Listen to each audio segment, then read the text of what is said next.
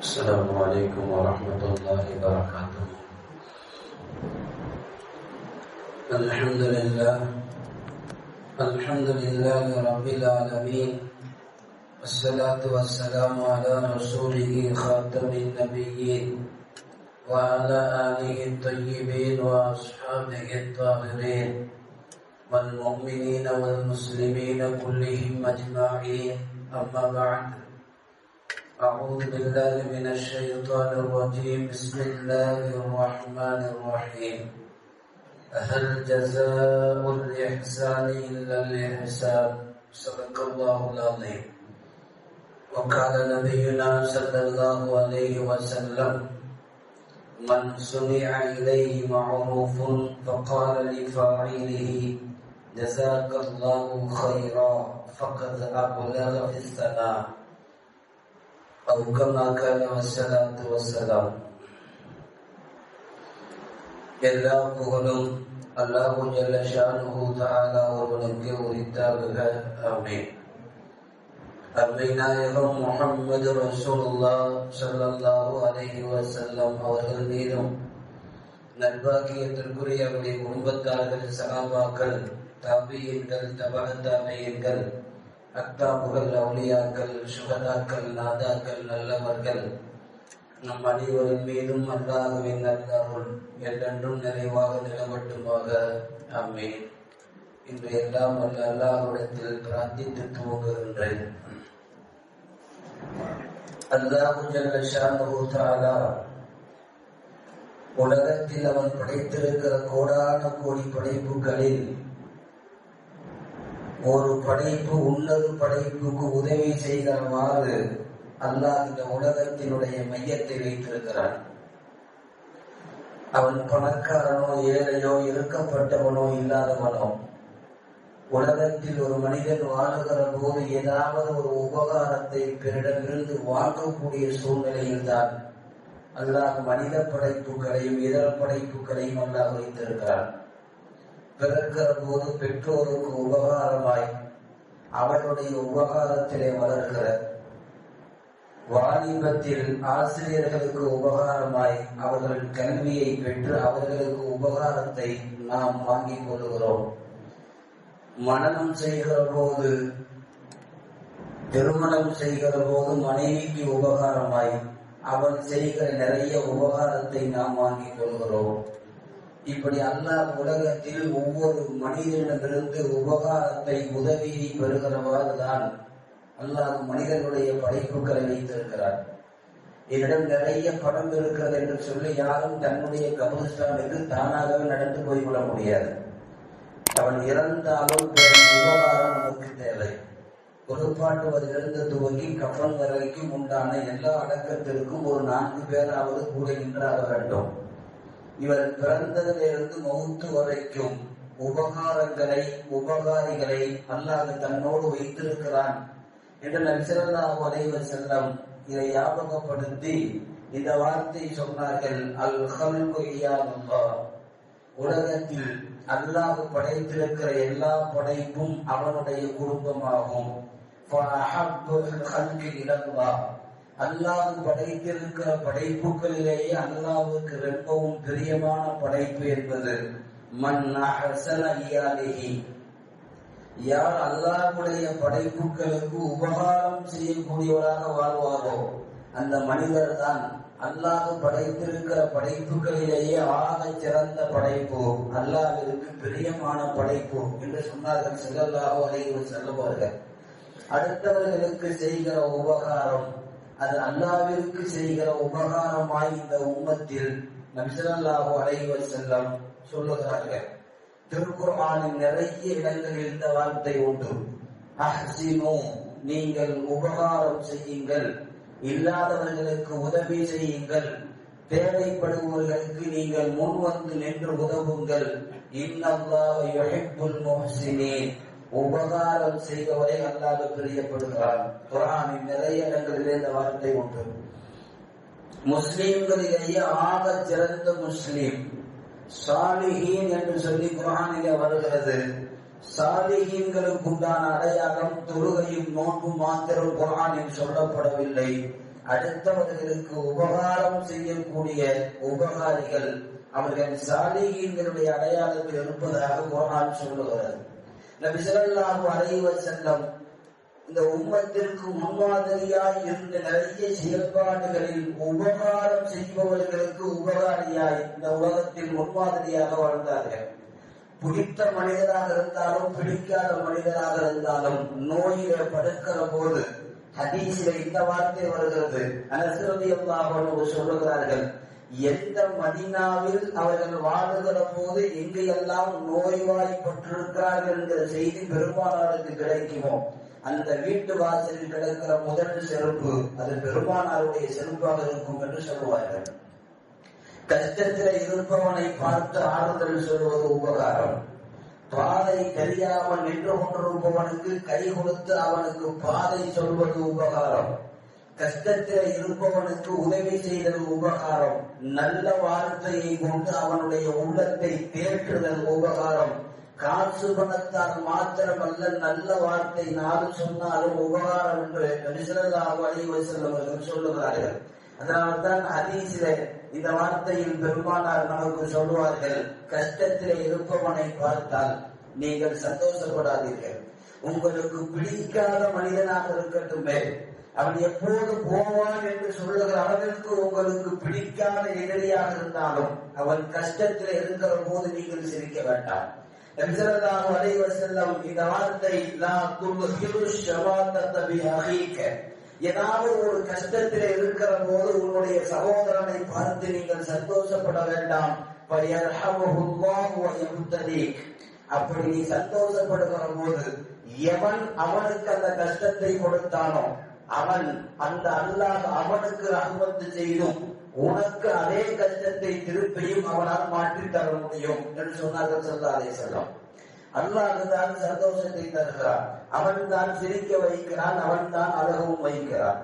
ஆகவே யாருடைய கஷ்டத்திலையும் நாம் மறைமுகமாகவோ நேரடியாகவோ நீங்கள் சந்தோஷப்பட வேண்டாம். முடிந்தால் உபகாரியாக இருங்கள், இல்லை என்றால் உபத்திரம் தராமல் நடந்து கொள்ளுங்கள் என்கிற வார்த்தை தான் நபி ஸல்லல்லாஹு அலைஹி வஸல்லம் இந்த வார்த்தையில் சொல்லுகிறார்கள். எந்த முஸ்லீமாக இருக்கட்டும், முஸ்லீம் அல்லாதவர்களாக இருக்கட்டும், கஷ்டத்தில் இருப்பவனை பார்த்து நீங்கள் சிரிக்க வேண்டாம். முடிந்தால் உபகாரிகளாக உதவி செய்யுங்கள், அல்லது அவர்களுக்கு நல்ல வார்த்தை சொல்லி உள்ளத்தை தேற்றுங்கள் என்று பெருமானார் ஸல்லல்லாஹு அலைஹி வஸல்லம் சொன்னார்கள். ஹதீஸ்களில் பெருமானார் ஸல்லல்லாஹு அலைஹி வஸல்லம் இந்த வார்த்தை சொன்னார்கள், 3 பேர் நாளை மறுமையில் அல்லாஹ்வின் நிழலில் தனிப்பட்ட முறையில் நிழல் கொடுப்பான், அவர்களை சொர்க்கத்தில் நுழைய வைப்பான். 3 அமல், 3 நற்குணம் உள்ளவருக்கு இது சொந்தம் என்று நபி ஸல்லல்லாஹு அலைஹி வஸல்லம் சொன்னார்கள்.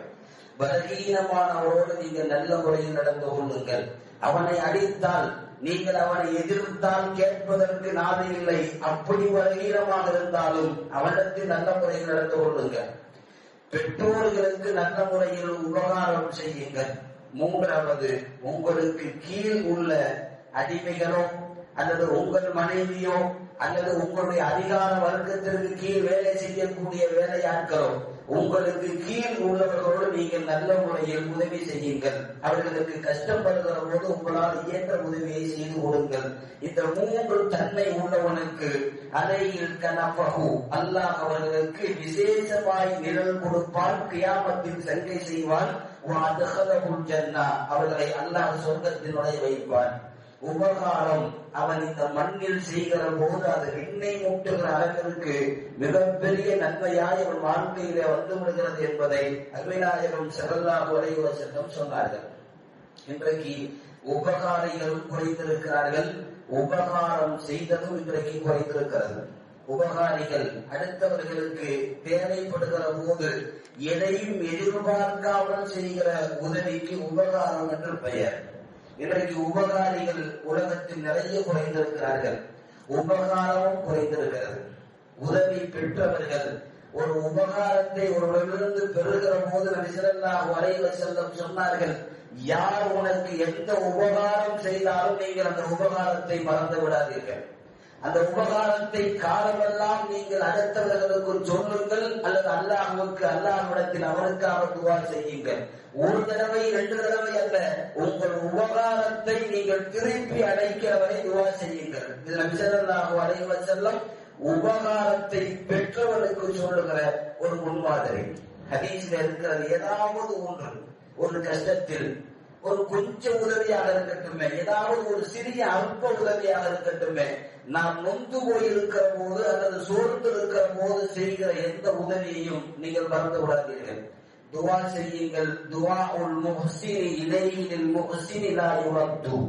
உபகாரத்தை செய்தவர் அந்த உபகாரத்தை வாங்கி கொண்டு செய்தவருக்காக ஒருவர் துவா செய்கிறார். யா அல்லாஹ், எனக்கு இப்படி ஒரு உபகாரத்தை அவர் செய்து விட்டார் என்று அந்த துவாவை அல்லாஹ் மறுப்பதே கிடையாது. அது உடனடியாக கபூலாகிறது. ஹதீஸ்ல நபி ஸல்லல்லாஹு அலைஹி வஸல்லம் சொன்னார்கள், உபகாரத்தை மறக்காதே. இன்றைக்கு உலகம் உபகாரத்தை மறந்து விடுகிறது.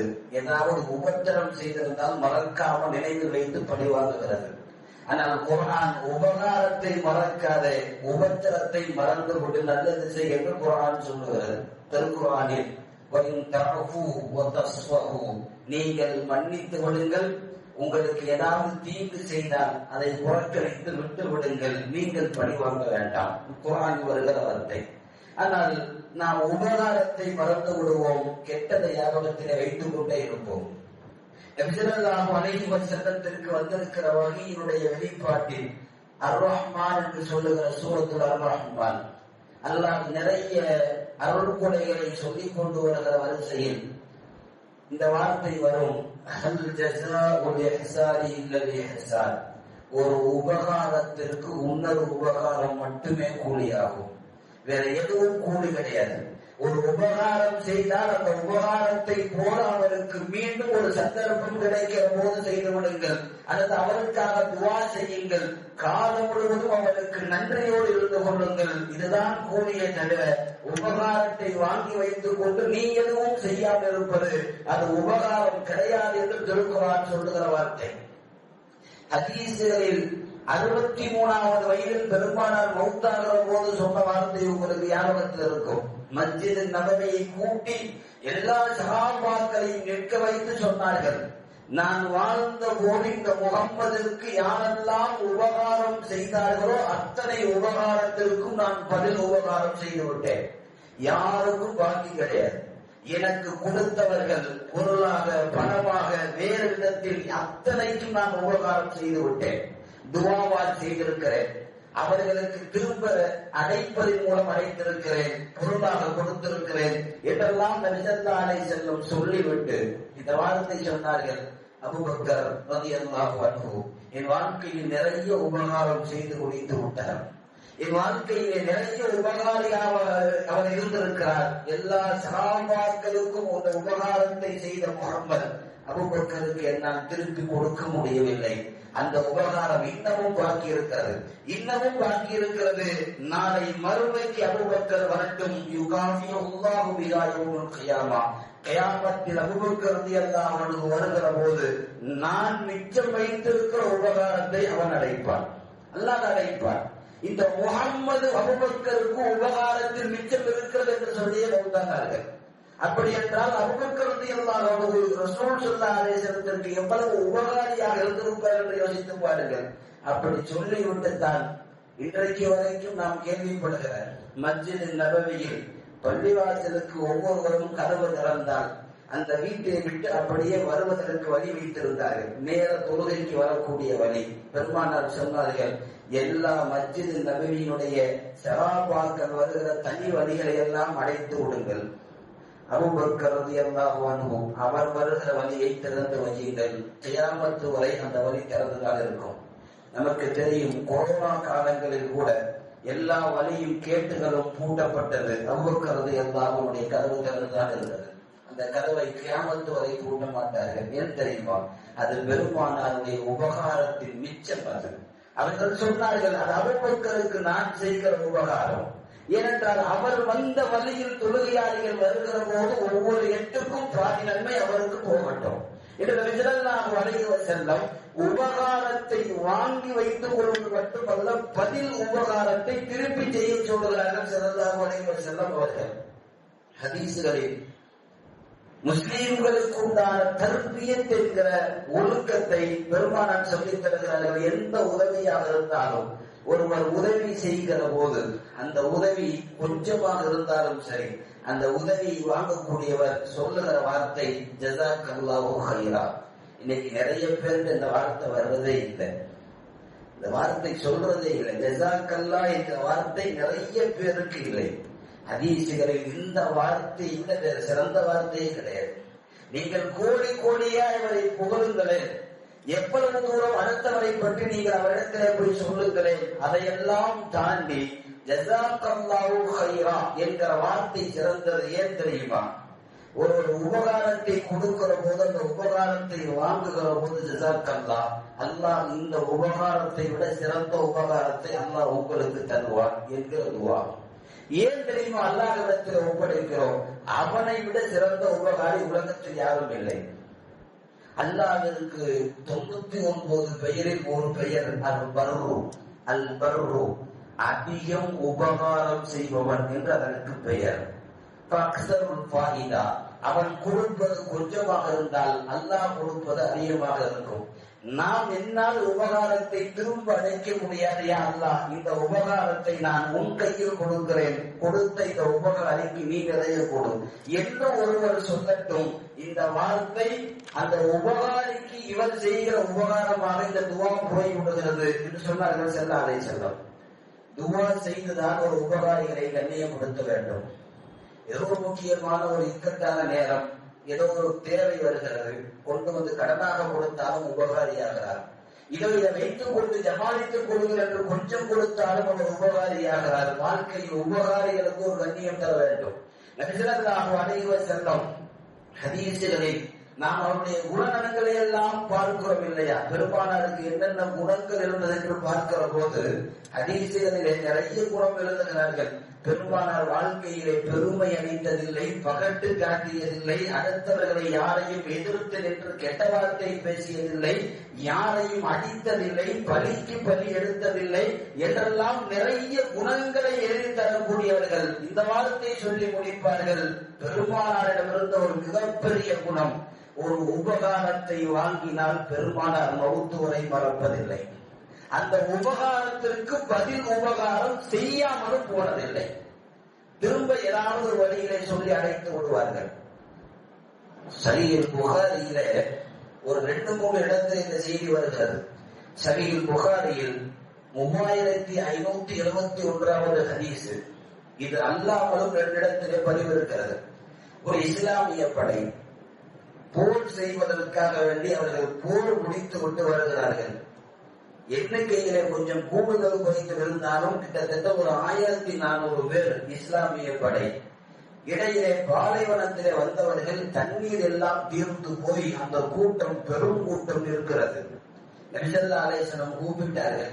அலி ரலியல்லாஹு அன்ஹு அவர்களையும் இந்த ஹதீஸை அறிவிப்பு செய்யக்கூடியவர் அலி உம்ரான் இப்னு ஹுசைன் ரலியல்லாஹு அன்ஹு, இந்த 2 பேரையும் தான் கூப்பிட்டார்கள். இங்கேயாவது பக்கத்துல கொஞ்சம் தண்ணி இருந்தா கொஞ்சம் தேடி பார்த்து கொண்டு வாருங்கள் என்று சொல்லி 2 பேரையும் அனுப்பி வைத்தார்கள். நாவெல்லாம் வறண்டு போயிருக்கிறது, குதிரைகள் ஒட்டகங்கள் எல்லாம் தண்ணி இல்லாமல் சுணக்கி போயிருக்கிறது. ஒரு 1400 பேர், ஒரு பெரும் கூட்டம் தண்ணீருக்காக ஒரு பாலைவனத்தில் தண்ணீர் இல்லாமல் என்றால் எப்படி இருக்கும்? எல்லோரும் நிற்கிறார்கள். தண்ணி தேடி போய் கொண்டிருக்கிற போது தூரத்தில் ஒரு மூதாட்டி தோல் துருத்தியில், அந்த தோல் துருட்டியில தண்ணீரை 2 பக்கம் சுமந்து கொண்டு தூரத்தில் ஒருவன் வருகிறார். அந்த பெண்மணி குறித்தும் ஹதீஸில் நிறைய பதிவு இருக்கிறது. அந்த பாலைவனத்திற்கு பக்கத்தில் இருக்கிற கிராமத்தினுடைய ஒரு தலைவர் வீட்டு பெண் அந்த கிழவி. அந்த கோத்திரத்திற்கெல்லாம் தலைவி அவள். அவள் தண்ணீரை எடுத்து கொண்டு வருகிறார். இவர்களுக்கெல்லாம் சந்தோஷம். நேரடியாக போய் கேட்டார்கள், கொஞ்சம் தண்ணீர் கொடுங்கள், எங்களுக்கு கூட்டம் இருக்கிறது, தாகித்திருக்கிறோம், கொஞ்சம் தண்ணீர் கொடுங்கள். ஒருவர் 20 இருந்தால் கொடுக்கலாம். இங்கே நிற்பது 1400 பேர். அது மாத்திரமல்ல, அந்த கிழவி சொன்னால், நான் இப்போது வந்திருக்கிற தூரத்தை போன்று 8 மடங்கு தூரம் நான் போனால் தான் இந்த தண்ணீரை குடிக்க முடியும். அவ்வளவு தூரத்திலிருந்து தண்ணீரை கொண்டு வருகிறேன். கிட்டத்தட்ட நீங்கள் இப்போது கிளம்பினாலே அந்த இடத்தை போய் சேர்வதற்கு இரவாகிவிடும். அவ்வளவு நீண்ட தூரத்திலே கொண்டு வருகிற தண்ணீரை நான் எப்படி உங்களுக்கு தர முடியும்? கடைசியாக ரலியல்லாஹு அன்ஹு தான் சொன்னார்கள், நீங்கள் தண்ணீர் கொடுக்கவும் வேண்டாம், எங்கள் தலைவர் முஹம்மது ஸல்லல்லாஹு அலைஹி வஸல்லம் இருக்கிறார்கள், அவர்களை வந்து நீங்கள் சந்தியுங்கள் போதும், வாருங்கள் என்று சொல்லி கூட்டிக் கொண்டு வந்தார்கள். நபி ஸல்லல்லாஹு அலைஹி வஸல்லம் அந்த கிழவியை பார்த்து எழுந்து நின்றது. உபகாரம் செய்ய வருகிற யாராக இருந்தாலும் பெருமானார் எழுந்து நிற்பார்கள். இது பெருமானாருடைய கண்ணியங்களை கட்டுப்பட்டது. எழுந்து நின்று அந்த கிழவியை வரவேற்று சொன்னார்கள், எங்களுக்கு தண்ணீர் தேவை, இஸ்லாமிய படை நாங்கள் வந்தோம், போர்க்களம் முடித்து விட்டு வந்திருக்கிறோம், கொஞ்சம் தண்ணீர் தேவை. அந்த அம்மா சொன்னது, நான் தண்ணீர் யாருக்கும் தருவதாக இல்லை, ஏனென்றால் பெரும் கூட்டத்திற்கு நான் வைத்திருக்க தண்ணீர் பத்தாது. நபி ஸல்லல்லாஹு அலைஹி வஸல்லம் திரும்ப கேட்டாங்க, அம்மா நீ நிறைய கொடுக்க வேண்டாம், கொஞ்சம் கொஞ்சம். அந்த அம்மா கொஞ்சம் கேட்கிறார்களே, அதாவது ஒரு டம்ளர் என்று வைத்துக் கொள்வோமே, இவ்வளவு கூட்டத்திற்கும் ஒரு டம்ளர் போதுமா, அல்லது கொஞ்சம் தானே கேட்கிறார்கள் என்று சொல்லி தோல் பையை கொடுத்தது. தோல் பையை அப்படியே கொடுத்தது. கொடுத்த போதும் பெருமானதற்கு அந்த கிழவி சொன்ன வார்த்தை ஹதீஸில் இருக்கிறது, பார்த்து கொஞ்சம் கொஞ்சமாக எடுத்துக் கொள்ளுங்கள். நபி ஸல்லல்லாஹு அலைஹி வஸல்லம் கொஞ்சம் எடுத்துக் கொள்கிறோம் என்று சொல்லி அந்த கிழவியை அமர வைத்து இஸ்லாமிய படைகள் அத்தனை பேரையும் வரிசையாக நிற்க வைத்து 1400 பேருக்கும் நபி ஸல்லல்லாஹு அலைஹி வஸல்லம் தோல் துருத்தியில இருந்து அவர்கள் ஓதி பிஸ்மில்லாஹ் என்று சொல்லி ஊற்ற ஆரம்பித்தார்கள். அங்கு நமக்கு வரலாறு தெரியும், அந்த படை முழுவதும் தண்ணீர் குடிக்கிறது. இஸ்லாமிய படை முழுவதும் தண்ணீர் குடிக்கிறது. எல்லோரும் குடித்தார்கள். இன்னும் அந்த ஹதீஸ் முடியவில்லை. அலி ரலியல்லாஹு அன்ஹு அறிவிப்பு செய்கிறார்கள், இஸ்கு வஸ்தகு, யாரெல்லாம் ஒட்டகம் வைத்திருக்கிறீர்களோ அந்த ஒட்டகத்திற்கெல்லாம் நீர் கொடுக்க வையுங்கள். ஒட்டகம் குடிச்சா எப்படி குடிக்கணும் உங்களுக்கு தெரியும். ஒரு வாரத்திற்கு தேவையான தண்ணீரையும் சேர்த்து குடிக்கும். ஒட்டகமெல்லாம் குடிக்கிறது, குதிரை குடிக்கிறது, சஹாபாக்கள் குடிக்கிறார்கள். ஹதீஸின் தொடர் இன்னமும் இருக்கிறது. அதிலே ஒரு சஹாபி குளிப்பு கடமையாகி குளிப்பதற்கு தண்ணீர் இல்லாமல் வந்து நிற்கிறார். நபி ஸல்லல்லாஹு அலைஹி வஸல்லம் அவருக்கும் குளிப்பதற்கு கொஞ்சம் தண்ணீர் தருகிறார்கள். வரிசை முழுவதும் முடிந்ததற்கு பிறகு நாயகம் யாராவது இருக்கிறீர்களா, அத்தனை பேருக்கும் தண்ணீர் கொடுத்து முடிந்ததற்கு பிறகு நபி ஸல்லல்லாஹு அலைஹி வஸல்லம் தான் குடித்து முடித்துவிட்டு மீண்டும் தோல் துருத்தியை கட்டிவிட்டு அந்த பெண்மணியிடம் கொடுத்தார்கள். அம்மா, நீ கொடுத்த தண்ணீர் எதுவும் குறையவில்லை, இந்த தண்ணீரிலிருந்து அல்லாஹ்வாகிய ரப்புல் ஆலமீனாகிய எங்கள் இறைவன் தான் இதில் பரக்கத்து செய்கிறான், நீ கொடுத்த தண்ணீர் அப்படியே இருக்கிறது என்று சொல்லிவிட்டு சஹாபாக்களை கூப்பிட்டு சொன்னார்கள், இந்த மூதாட்டிக்கு ஏதாவது அன்பளிப்பை கட்டுங்கள். ஒவ்வொருவரும் தங்களுக்கு முடிந்த அன்பளிப்புகளை போட்டு ஒரு பெரும் மூட்டை சேர்ந்தது. அதையும் இந்த ஹதீஸை அறிவிப்பு செய்யக்கூடிய இப்ராஹிம் ஹுசைன் தான் இதையும் சொல்லுகிறார். நாங்கள் எல்லாம் அந்த அன்பளிப்பை கட்டி நான் தான் அந்த கிழவியினுடைய அந்த இடத்திலே கொண்டு வந்து வைத்தேன். தோல் துருத்தியையும் நபி ஸல்லல்லாஹு அலைஹி வஸல்லம் தண்ணியோடு என்னிடம் கொடுத்தார்கள். நான் அதை பார்த்தேன். முன்னால் அந்த தோல் துருத்தியை பெருமானாரிடம் வாங்கி கொடுத்த போது இருந்த தண்ணீரை விட இப்போது எல்லோரும் குடித்து பயன்பெற்றதற்கு பிறகு நாங்கள் மீண்டும் அந்த தண்ணீரை கொண்டு வந்து வைத்தோம், இதில் அதிகம் இருப்பதாக நான் உணர்ந்தேன் என்று அந்த ஹதீஸை முடிக்கிறார் இப்ராஹிம் ஹுசைன் ரலியல்லாஹு அன்ஹு. இந்த வரலாற்றிலே பின்னால் ஒரு செய்தி உண்டு. பெருமானார் சொன்னார்கள், இந்த மூதாட்டியுடைய உபகாரம் குறித்து நீங்கள் ஞாபகம் வையுங்கள், எப்போதும் ஞாபகம் வையுங்கள், மறந்து விடாதீர்கள். இந்த மூதாட்டி நமக்கு நீர் கொடுத்திருக்கிறார்.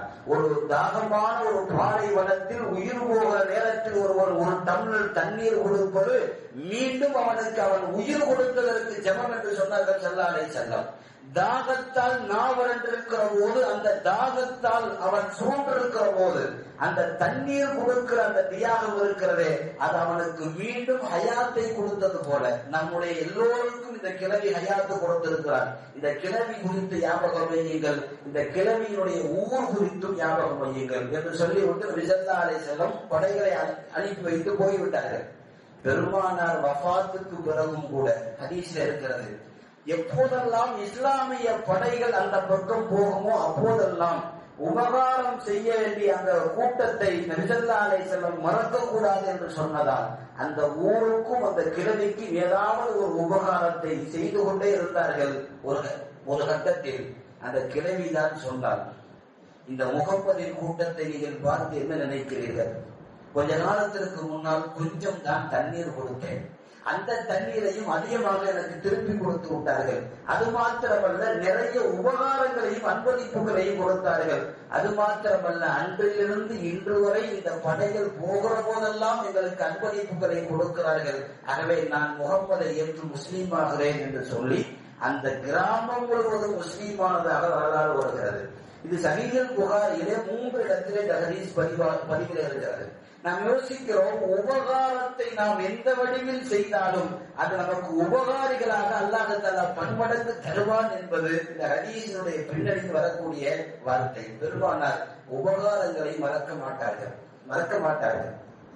நமக்கெல்லாம் தெரியும், மஸ்ஜித் நபவியில் பெருமானார் அடங்கி இருக்கிற ரவுதாவில் 3 பேர் அடங்கி இருக்கிறார்கள்.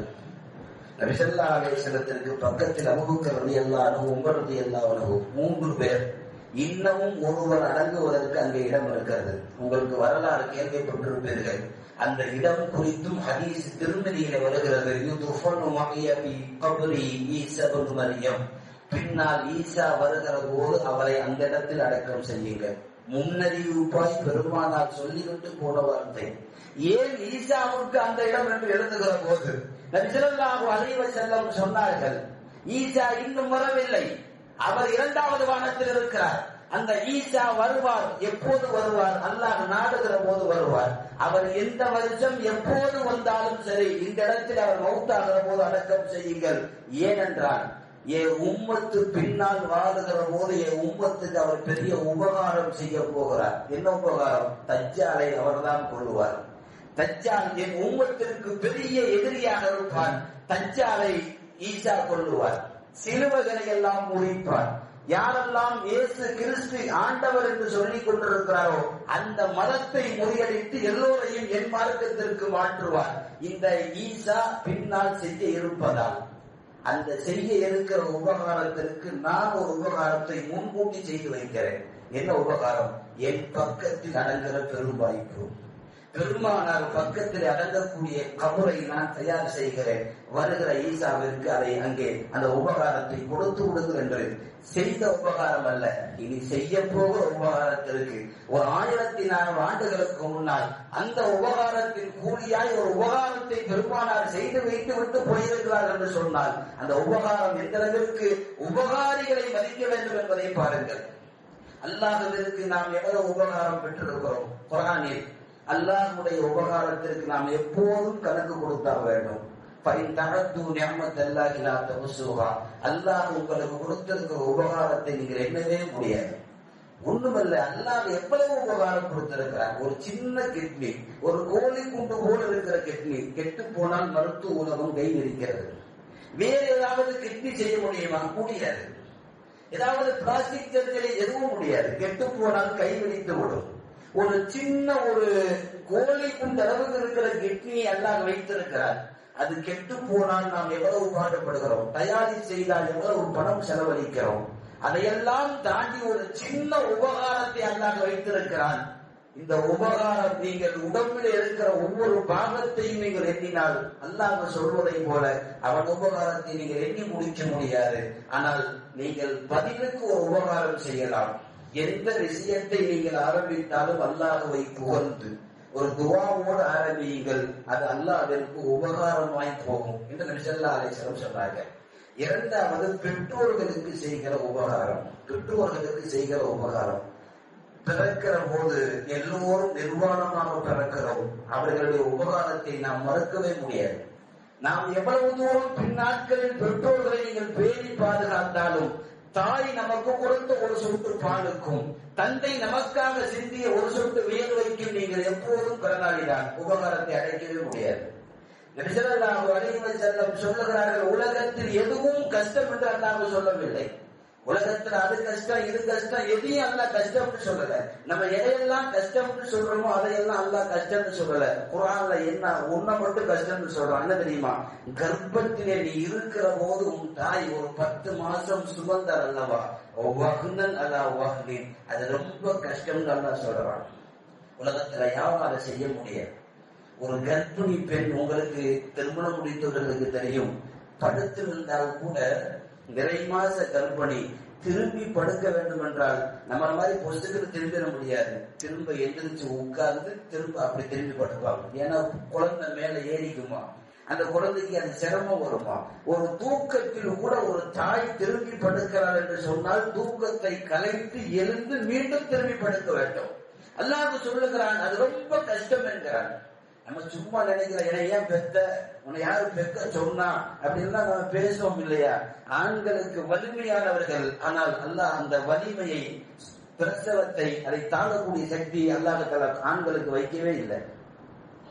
அடிக்கடி நான் சொல்லுவேன், ஆண்களுக்கு மட்டும் அல்லாஹ் கர்ப்பத்தை கொடுத்திருந்தாலும் 2 மாசத்துல போய் கலைச்சிட்டு வந்துடுவான். பொங்காச்சிருக்கு இதையெல்லாம் ஜொம்மக்கிறது முடியும். இவர் கொஞ்சம் வயிறு கொஞ்சம் பந்தியில உட்கார்ந்து நிறைய சாப்பிட்டாருன்னா அவருக்கு வர்ற பாடு அல்லாஹ் அக்பர். வெளியில வந்து அப்படி சுத்துறாரு இப்படி சுத்துறாரு, கொஞ்சம் நிறைய சாப்பிட்ட உடனே அந்த வயிற்றுல இருந்து அது படுத்துற பாடு அல்லாஹ் அக்பர். அது கொஞ்சம் சரியானதுக்கு பிறகுதான் அவர் உயிரே வந்த மாதிரி இருக்கு. ஏதாவது ஒரு காத்து வாயு ஏறிக்கிட்டு ஏப்ப வராம உள்ள குத்திக்கிச்சுன்னா அவருக்கு துடிக்கிற துடி, அதை குடிக்கிறாரு இதை குடிக்கிறாரு நடக்கிறாரு, ஒண்ணும் முடியல. அது ஏப்ப வந்ததுக்கு பிறகுதான் அல்ஹம்துலில்லாஹ்ங்கிற. ஒரு 10 மாசம் ஒரு குழந்தை சதை பிண்டத்தோடு உடம்புக்குள்ள வைத்திருப்பது சாதாரணமா? அல்லாஹ் ரொம்ப கஷ்டம் என்று சொல்லுகிறான். அந்த கஷ்டத்தை தாங்கிய தாய்க்கும் தந்தைக்கும் நீங்கள் உபகாரிகளாக இருக்க வேண்டும்.